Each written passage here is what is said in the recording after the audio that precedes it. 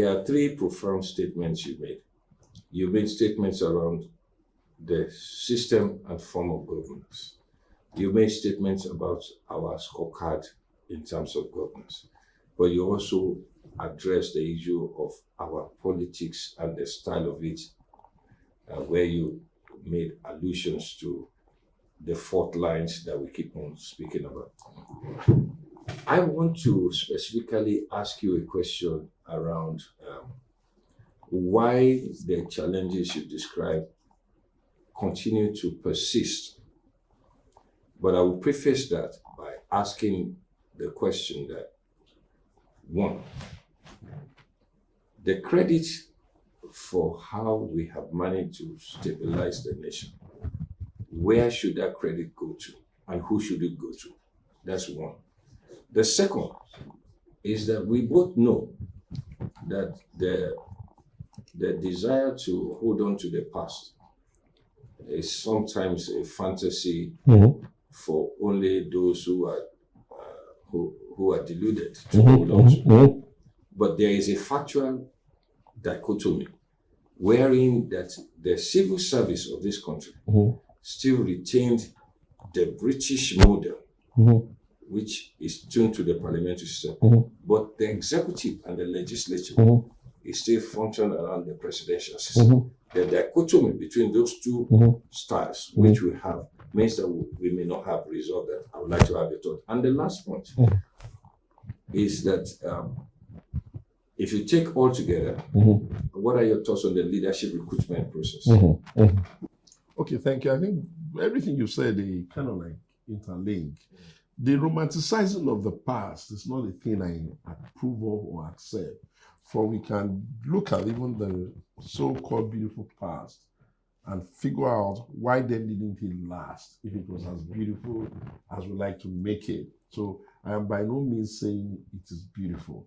I'm only saying that the circumstances of then forced them to be in some kind of healthy competition among themselves, which then meant that everybody was designing for his people what he needed to do. For instance, to make the point, in the North, most people don't know that local governments were the ones giving people free education. They were even giving them paid free education. But because at that time, the Awolowos of this world had been very deliberate and converted it into, if you like, a parliamentary or a policy of the entire whole, and they adopted it for communication purposes. It gave the impression that they were the only ones doing it. And everybody had to figure out how to fund whatever it is he wanted to call his program. So for each, they had to go back to their agri or whatever creative things they could do. And because they felt they were in some kind of competition, it's like two football teams going to play. Arsenal and Manchester United, or whatever you like. The fans are expectant on behalf of their team.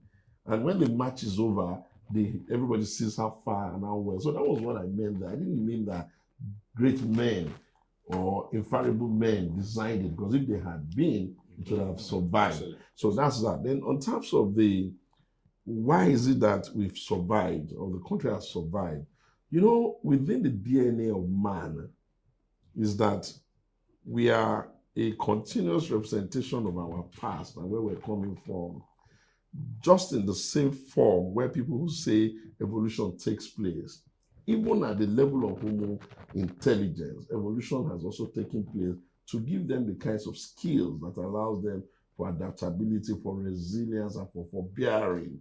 The people who had to deal with slave trade, who passed on the gene and dealt with colonization, who passed on the gene and dealt with military rule, will definitely have created some kind of adaptability through their people, because the language by which they speak to their children will be a reflection of the pains they've gone through and the hope they have in the future. That's why you find out, luckily, you're a Yoruba man, I'm a Yoruba man, you have people say, remember the child of who you are, not your mentality, one shit. And so those kinds of things on different levels in every of our culture had created some ability to persevere. One. The second thing is that from even the beginning of this state that we call Nigeria, this country, there has never been a promise of an illusion that government will feed you. So it has created a nation of hustlers, people who understand, people who understand that they got to make their own bread. People in other climes like England and America and all of those other countries who have internalized the concept that government must feed you. You must get a certain amount of money. You must get your health taken care of. You must get all of those things. It's a lot more difficult for them to cope with the kinds of pressure. But here, what did they ever promise your dad or your grandparents? And they figured out a way to survive without begging.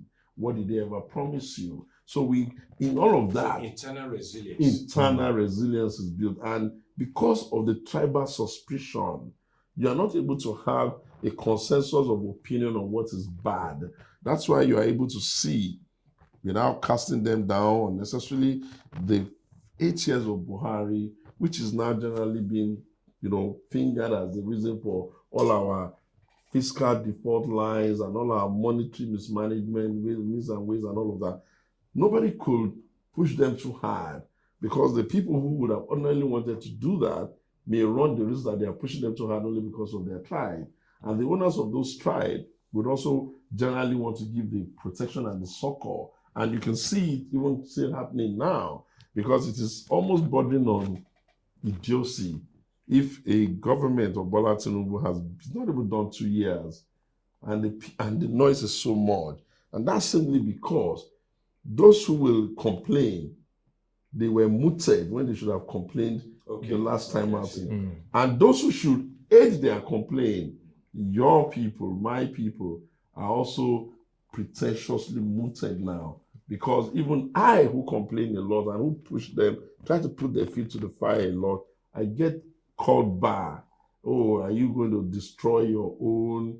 Is it so? This thing, as crazy as it is, has also helped us in keeping the stability, because who's going to be responsible for leading us down the line of another civil war?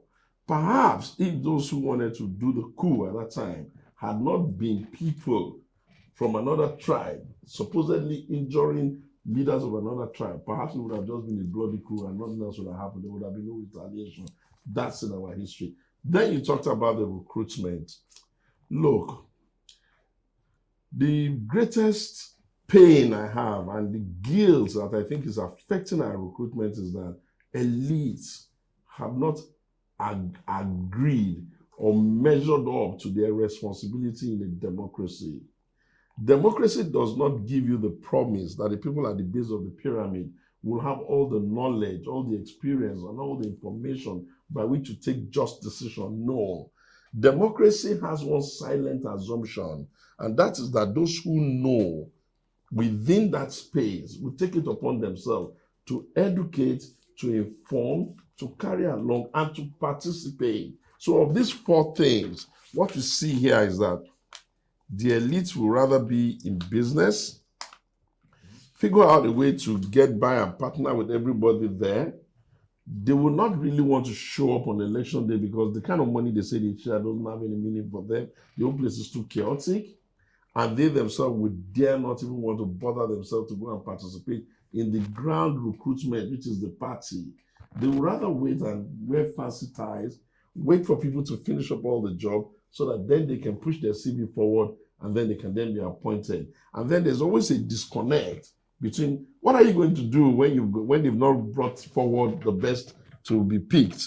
So, and the citizens themselves, because the elites are not engaging them, everybody has areas of influence within their family, their friends, and their group. You're not engaging them. So really, what do you expect them to pick? Do they even know what to look out for in good leadership? So that's what's affecting the recruiting. And until we begin to work on it, or we can do something better, which is increase the level of consequence we put around governance. Because all of the other countries of the world, the kinds of things our leaders get away with here, you can't get away with it there. Those people too don't hate their leaders. They just want to make sure that the consciousness of consequence ensures that only the best will even there.